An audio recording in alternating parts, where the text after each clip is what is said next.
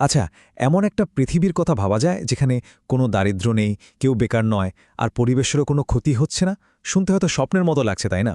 কিন্তু আজকের এই আলোচনায় আমরা সামাজিক ব্যবসা নামে এমন এক যুগান্তকারী ধারণা সম্পর্কে জানব যা এই স্বপ্নকে বাস্তবে রূপ দেওয়ার পথ দেখাতে পারে।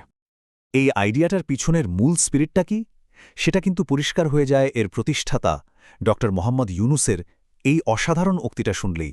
এটাই সামাজিক ব্যবসার মূল মন্ত্র। এখানে সমস্যাকে বাধা হিসেবে না দেখে বরং নতুন কিছু তৈরি করার একটা সুযোগ হিসেবে দেখা হয়। তো চলুন একটু গভীরে যাই।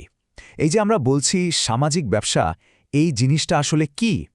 এটা কি আমাদের চেনা আর 10টা ব্যবসার মতোই, নাকি এর দর্শনটাই একদম আলাদা? চলুন খুঁজে দেখি। আমরা যে গতানুগতিক অর্থনৈতিক সিস্টেমে চলি সেটা কি আসলেই সব সমস্যার সমাধান করতে পেরেছে? ডক্টর ইউনুসের মতে উত্তরটা কিন্তু না, বরং এই সিস্টেমটায় দুটো বড় সংকট তৈরি করেছে।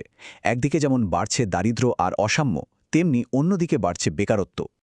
ব্যাপারটা কিন্তু খুব ইন্টারেস্টিং। এটা কোনো চ্যারিটি বা দাতব্য সংস্থা নয়, আবার টিপিক্যাল লাভ করার ব্যবসাও না। ভাবুন তো, এটা অনেকটা এমন একটা ফলের গাছের মতো যার ফল সবার জন্য, শুধু মালিকের পকেটে ভরার জন্য নয়। যিনি বিনিয়োগ করছেন তিনি শুধু তার লাগানো বীজের দামটুকু ফেরত পান, কিন্তু গাছটা আর তার সব ফল সমাজের কাজেই লাগে। আর এই আইডিয়াটা কিন্তু হুট করে একদিনে চলে আসেনি।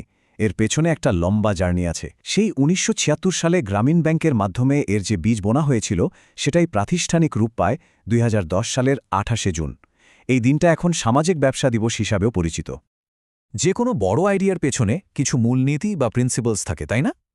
তো এই সামাজিক ব্যবসার ভিত্তিটা কিসের উপর দাঁড়িয়ে আছে? চলুন এর মূল কাঠামোটা একবার দেখে নেওয়া যাক। এই 7টা পয়েন্টই হচ্ছে সামাজিক ব্যবসার একেবারে কোর আইডিয়া। দেখুন, প্রথমত উদ্দেশ্যটাই কিন্তু আলাদা। লাভ করা নয়, সমস্যার সমাধান করা। আবার এটা যেন আর্থিকভাবে টেকসই হয়, নিজের পায়ে দাঁড়াতে পারে, সেটাও নিশ্চিত করা হয়েছে। সোজা কথায় এই 7টা নীতি নিশ্চিত করে যে ব্যবসাটা শুধু অর্থনৈতিকভাবে নয়, সামাজিক এবং পরিবেশগতভাবেও যেন সুস্থ থাকে। আচ্ছা, থিওরি তো অনেক হলো, এবার একটু বাস্তবে ফেরা যাক। এই আইডিয়াগুলো আসলে কিভাবে কাজ করে চলুন কয়েকটা দারুণ উদাহরণ দেখি। এই স্লাইডটা দেখলেই পার্থক্যটা একেবারে পরিষ্কার হয়ে যায়। একদিকে আছে শুধু মুনাফা করার চিন্তা, আর অন্যদিকে আছে মানুষের কোনো একটা সমস্যার সমাধান করার লক্ষ্য। এই লক্ষ্যটাই দুটো মডেলকে একদম আলাদা করে দিয়েছে। সামাজিক ব্যবসাকে না আমরা মূলত দুটো ভাগে ভাগ করতে পারি। প্রথম ধরনের ব্যবসাগুলো সরাসরি দারিদ্র্য বা শিক্ষার মতো বড় বড় সমস্যা নিয়ে কাজ করে। আর দ্বিতীয় ধরনটা এমন সব জরুরি পণ্য বা সেবা তৈরি করে যা সমাজের একটা বড় অংশের দরকার, যেমন খুব কম দামে বিশুদ্ধ পানি বা পুষ্টিকর খাবার পৌঁছে দেয়া। আর সবচেয়ে দারুণ ব্যাপার হলো, এই আইডিয়াগুলোর শুধু বইয়ের পাতায় আটকে নেই। গ্রামীণ ব্যাংক থেকে শুরু করে গ্রামীণ ড্যানন, গ্রামীণ শক্তির মতো উদ্যোগগুলো বাস্তবে লাখ লাখ মানুষের জীবনে সত্যিকারের পরিবর্তন এনেছে। এগুলি প্রমাণ করে যে ব্যবসার মাধ্যমেও পৃথিবীকে আরও সুন্দর করা সম্ভব। তো এটা তো গেল বর্তমানের কথা। ভবিষ্যতের জন্য কি ভাবা হচ্ছে? এখানেই আসছে একটা দারুণ মুভমেন্টের কথা, যা তরুণ প্রজন্মের হাতেই তুলে দিচ্ছে নতুন এক পৃথিবী গড়ার চাবিকাঠি। এই আন্দোলনের ভিশনটা খুব সহজ, কিন্তু অসম্ভব শক্তিশালী। এই তিনটাই হল সেই ৩-০ লক্ষ্য। এমন একটা পৃথিবী গড়া যেখানে কোনো দারিদ্র্য থাকবে না, কেউ বেকার থাকবে না, আর আমাদের পরিবেশেরও কোনো ক্ষতি হবে না।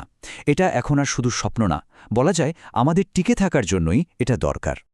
আর এই বিশাল লক্ষ্যটা পূরণ করার জন্যই জন্ম হয়েছে 3G ক্লাবের। এর মূল কাজটাই হল তরুণদের মধ্যে সেই উদ্যোক্তা হওয়ার বীজটা বুনে দেওয়া, যাতে তারা নিজেরাই নিজেদের সমস্যা সমাধানের জন্য এগিয়ে আসতে পারে। এই ক্লাবগুলোর সিস্টেমটাও কিন্তু বেশ মজার। ছোট ছোট দলে ভাগ হয়ে কাজ করে, কিন্তু কানেক্টেড থাকে একটা গ্লোবাল নেটওয়ার্কের সাথে। ফলে তরুণরা একে অপরের আইডিয়া আর অভিজ্ঞতা থেকে শিখতে পারে, আর সবাই মিলে বড় একটা পরিবর্তন আনতে পারে। এখন প্রশ্ন হল, এই আইডিয়াটা কি শুধু একটা বা দুটো দেশেই সীমাবদ্ধ, নাকি এটা বিশ্বজুড়ে ছড়িয়ে পড়েছে? চলুন এর গ্লোবাল ইম্প্যাক্টটা দেখি। স্ক্রিনে একটা সংখ্যা দেখতে পাচ্ছেন, ১১০। কি এটা? এটা কিন্তু যে সে সংখ্যা না, এটা একটা বিশাল মাইলফলক। এই ১১০ হল ইউনিস সোশ্যাল বিজনেস সেন্টারের সংখ্যা, যা পৃথিবীর ৩৯টা দেশের বিভিন্ন বিশ্ববিদ্যালয়ে তৈরি হয়েছে। এটা প্রমাণ করে যে সামাজিক ব্যবসার আইডিয়াটা এখন একাডেমিক লেভেলেও কতটা গুরুত্ব পাচ্ছে। এবার আরেকটা সংখ্যা দেখুন, যা আরও বেশি অনুপ্রেরণার, ৬,৪০০রও বেশি। এই সংখ্যাটা হলো সারা পৃথিবীতে ছড়িয়ে থাকা 3G ক্লাবের। মানে হলো পরিবর্তনটা কিন্তু উপর থেকে চাপিয়ে দেয়া হচ্ছে না, বরং তরুণরাই নিচ থেকে এই আন্দোলনটা গড়ে তুলছে। এটা একটা সত্যিকারের গ্রাসরুট মুভমেন্ট।